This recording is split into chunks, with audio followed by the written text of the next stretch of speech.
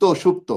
আরে ভাই, ধানের খেতে যখন কাটিয়েছেন দিন, আপনারাই বলেছেন আপনাদের নেতাদের রিক্সা চালিয়েছে ঢাকা শহরে এসে, এটা কি গুপ্ত সুপ্ত নয়?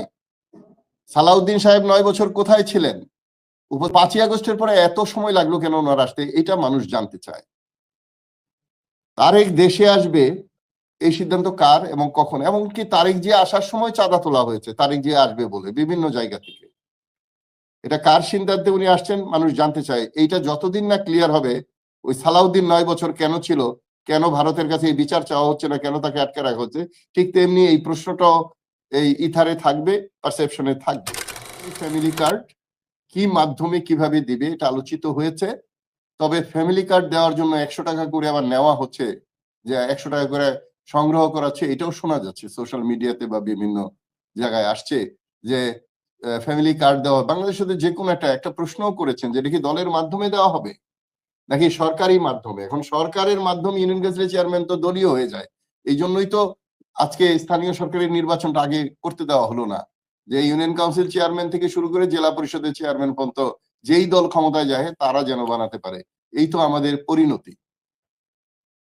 তো ঋণ খেলাপি নিয়ে বেশ কিছু কথা হয়েছে। ঋণ খেলাপি সামলাবেন কিভাবে? দেশ এত ঋণ খেলাপি নিয়ে, তারা 800-র উপরে ঋণ খেলাপি, তারা কি ঋণ খেলাপটা পরিশোধ করার জন্য এমপি হচ্ছে না দেশের জন্য হচ্ছে?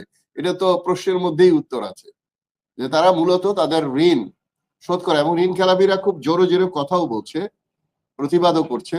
কারো কারো ঋণ খেলাপির জন্য আবার বাদ হচ্ছে, আবার বাদ হচ্ছে না। মান্না সাহেবের তো ঋণ খেলাপির জন্য আসছিল, একটা থেকে বাদ হয়েছিল, আরেকটা ছিল। এই এই কনফিউশন গুলো অনেকটা আবার আমাদের এই নির্বাচন কমিশন তৈরি করেছে। আরেকজন বলেছেন, দ্বিতীয় ব্যক্তি, যে 111-এর সময় নেতারা খুব ভালো হয়ে গিয়েছিল। ইয়েস, এবং এমনকি আওয়ামী লীগের সময় 5ই আগস্টের আগে তো অন্য বিরোধী দলের নেতারাও খুব বিভিন্নভাবে সাফার করেছে, এবং এতটা এখন যেরকম হচ্ছে মাঠে যেরকম আছে এরকম তো ছিল না। তো চাপ পড়লে ওটা হয়। তবে এই সরকার, এই 15 মাসের সরকার আর একটু স্ট্রং থাকা উচিত ছিল, তাহলে হয়তো আমরা সেটা দেখতে পেতাম। সেই সশস্ত্র বাহিনী মাঠে থাকা সত্ত্বেও, আইন শৃঙ্খলা থাকার বাহিনী থাকা সত্ত্বেও এই বিশৃঙ্খলাটা রয়ে গেছে, এটা এই দর্শক শ্রোতা লক্ষ্য করেছেন।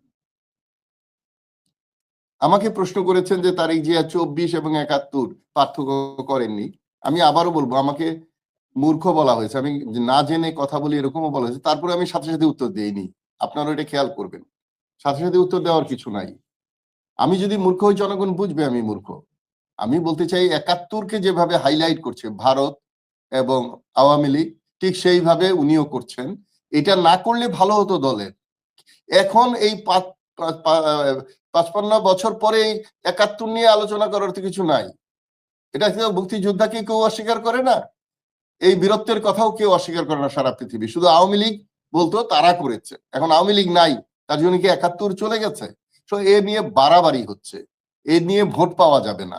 ওটা হয়তো আওয়ামী লীগের ওই যে দ্বিতীয় পর্বে যে আওয়ামী লীগের লোকদেরকে আকৃষ্ট করার জন্য হয়তো একটা প্রতিযোগিতা। তবে 24-কে যেভাবে বলার কথা ওনার সেভাবে বলছেন না।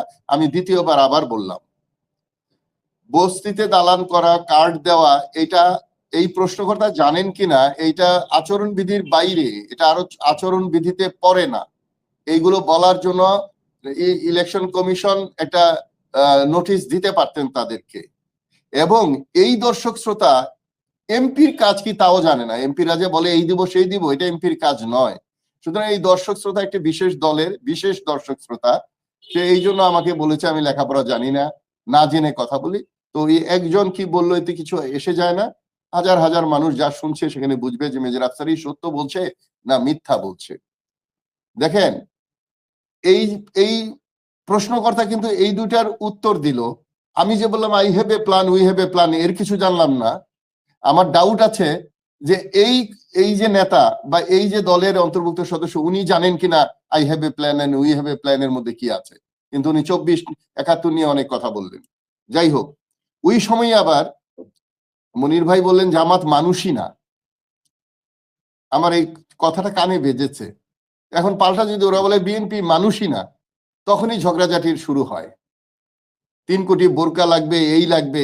আজকে দেখেন যারা জীবনে টুপি পরে নাই এই নির্বাচনের সময়, মানে আমি অনেকগুলো টুপিওয়ালা কালেক্ট করেছি, ছবি কালেক্ট করেছি, দিব, সবাইকে পোস্ট করে জানাবো।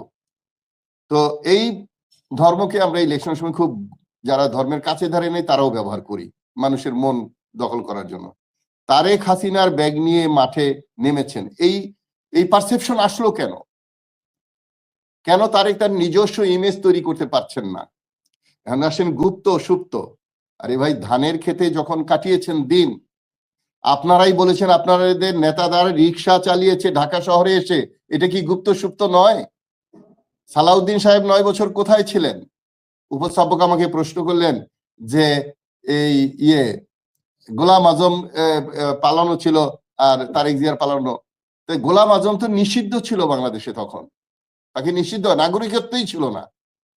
আর আমাদের তারেক জিয়াও একটা মুচলেখা দিয়ে গেছে, এটার মনির ভাই স্বীকার করলেন না, কিন্তু এটা পেপার পত্রিকায়, এবং আমরা তখন থেকে 111-এর সময় শুনেছি যে একটা লিখিত দিয়েই উনি গিয়েছেন, না হলে তো পাঠানোও সম্ভব না। আর গিয়েছেন, কিন্তু 5ই আগস্টের পরে এত সময় লাগলো কেন ওনার আসতে, এটা মানুষ জানতে চায়।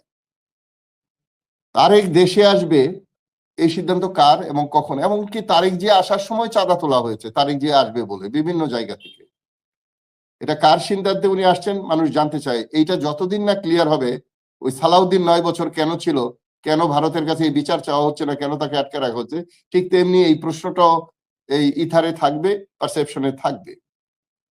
তো আসছে জাতীয় সরকারের কথা।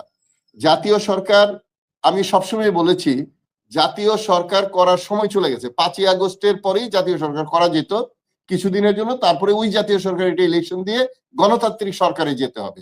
আজকে যে জামাত বলছে জাতীয় সরকার করবে, এইটা দুর্বলতা থেকে, এটাকে আমি সাপোর্ট করি না। জাতীয় সরকার করা মানে বিরোধী দলকে দুর্বল করা। আওয়ামী লীগের ওই কায়দা যে জাতীয় পার্টিকে গৃহপালিত দল করা, ওইরকম ভাবে কিছু একটা করতে চাচ্ছে, দুর্বলতা। কারণ সবাইকে নিয়ে চললে তো ওইভাবে গণতান্ত্রিক ক্যাবিনেট হবে না, বিরোধী দল না থাকলে। তারপরে নতুন করে উচ্চ কক্ষ করা হয়েছে, এগুলো যদি সব আমি ধামি সব এক হয়ে যায়, তাহলে তো আমরা আবার আগের দিকেই যাচ্ছি। সুতরাং এখন আমি সাপোর্ট করবো আগে করিনি, এটা আমি মনে করি মনির ভাইয়ের এই ধারণাটা সঠিক নয়। আমি আগেও বলেছি জাতীয় সরকার প্রয়োজন নাই, আমি মনে করি ইলেকশনের পরে জাতীয় সরকার দরকার নাই। এটা ভোট পাওয়ার কৌশল, জোট গড়ার কৌশল ছাড়া আর কিছুই নয়। দেখেন 50 বছর আগে যে ভুল করেছে এখন তারা বুঝতে পেরেছে। ভূমিকম্পের কথা আসছে, এটা একেবারেই আমি মনে করি এটা একটা খুব হালকা কথা।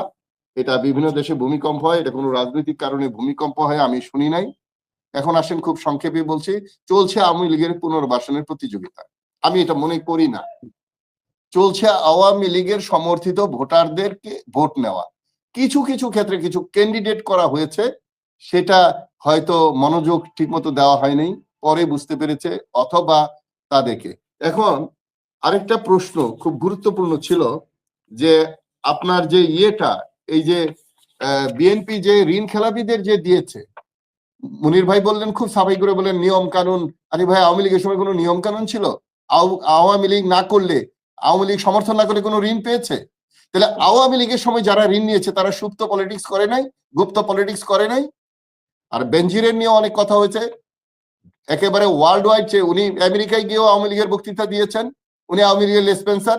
এখন এই বেনজির আবার ভালো হয়ে গেছে বা তার পিএস ভালো হয়ে গেছে। ওই একই পদ্ধতি, আমার সাথে থাকলে সঙ্গী আর আমার বাইরে থাকলে জঙ্গি। সো এখান থেকে তো আমাদের বেরিয়ে আসতে হবে। সুতরাং আমি মনে করি আওয়ামী লীগকে পুনর্বাসনের কথা চলছে না। আওয়ামী লীগের যে ভোটার গুলো তারা তো দেশের নাগরিক, তারা না কাউকে ভোট দিবে।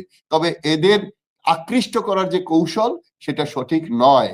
আমিও মনে করি আওয়ামী লীগের যারা সমর্থক তাদের অনুধাবন হওয়া উচিত, তাদের রিয়েলাইজেশন আসা উচিত যে এটা ভুল দলের তারা সদস্য ছিল। যারা ওই দলে, স্বৈরাচার দলে যারা সদস্য তারাও অপরাধী, কেন বুঝে শুনে রাজনীতি করবে না? তো তারা শুদ্ধ হয়ে তারা স্বাধীনভাবে একটা যোগ্য লোককে ভোট দিবে, এটাই আশা করি। তো সুতরাং ভোট কেনা বেচা না হোক, ভোট কেন্দ্র দখল না হোক, আওয়ামী লীগের ভোটারদের দখল না করা হোক, তাদেরকে স্বাধীনভাবে চিন্তা করে ভোট দেওয়ার আহ্বান জানাচ্ছি। এবং যারা দেশের মালিক জনগণ তাদেরকে বলছি আগামী নির্বাচনটা অত্যন্ত গুরুত্বপূর্ণ ভাবে নেবেন এবং হা ভোট দেবেন। হা ভোট না দিলে আমাদের আন্দোলন, আমাদের রক্ত। বিএনপি একবার বলে না ভোটের ক্যাম্পেইন করে, একবার বলে হাবুটের কথা বলার দরকারই নাই, আবার ফখরুল ভাই রিসেন্টলি বলছে আমরা হার পক্ষে বিপক্ষে নই, সংস্কারের মতো, যে আমরা সংস্কার চাই না এটা বলে আবার পরে বলছে সংস্কারের পক্ষে আমরা, আন্দোলন আমরা করি নাই, তরুণরা করেছে, পরে আবার বলছে আমরা আন্দোলন করি। সো একটা রাজনৈতিক বড় দলের যে ভূমিকা সেটা বিএনপি পালন করতে পারছে কিনা সেটা মনির ভাইদের মতো নেতাদের রিয়েলাইজ করা উচিত। আরেকটা হলো জামাতের ভয়ে আসে নাই তারেক জিয়া, এই কথাটা কতটুকু সত্য আমি জানি না। তাহলে জামাতকে যে এত ছোট তাচ্ছিল্য করা হয়, তাহলে ওনারা বলেই তো বড় করছে, জামাতকে ভয় পাবে কেন বিএনপি, যা হাজার হাজার গুণ বড় দল। তো সুতরাং জামাত নয়, হয়তো জনগণ বা বিএনপির মধ্যে যে দুই ভাগ, চাঁদাবাজি ভাগ আর সহি বিএনপি, সেই দ্বন্দ্বের জন্য হয়তো উনি আসেন নাই, অথবা কোনো দেশের ইঙ্গিতে উনি আসতে পারেন নাই। সুতরাং আমি মনে করি না, আমি বিশ্বাস করি না, এবং মানুষ বিশ্বাস করবে কিনা জানি না, বিএনপি বিশ্বাস করবে কিনা মনির ভাই ছাড়া, যে জামাতের ভয়ে উনি আসেন নাই। এটা প্রত্যাখ্যান করলাম কথাটা। সুতরাং আমরা সত্য বলি, আসুন মাঠে যেটা সত্য সেটাই বলি। ভিডিও দেখায় কোনো লাভ নেই, ভিডিওর মধ্যে অনেক মিথ্যা আছে। বাট এই প্রচারণাটা এইবার সোশ্যাল মিডিয়ায় যেভাবে হচ্ছে, অন্যায়ভাবে অনেক ভুল টুল করছে, এগুলোকে নিজেরা বেছে যাচাই বাছাই করে বিবেচনা করে ভোট দেওয়া উচিত। এই যে আপনার ইশরাক বলল যে ওনারা নির্দেশ দিলে নাকি, নির্দেশ দিলে আর জামাত ঢাকা শহরেই থাকতে পারবে না, এই যে কথাবার্তা, তাহলে এটা কি ওই ওবায়দুল কাদের যে বলেছিল আমাদের ছাত্র লীগই যথেষ্ট বিএনপি কে ফেস করার জন্য, এর মধ্যে কোনো পার্থক্য আছে? সো মনির ভাই, আপনাদের মতো সকল বিএনপির নেতা, বিএনপি আমাদের শত্রু না, আওয়ামী লীগ আমাদের শত্রু হয়েছে, শত্রু ছিল না।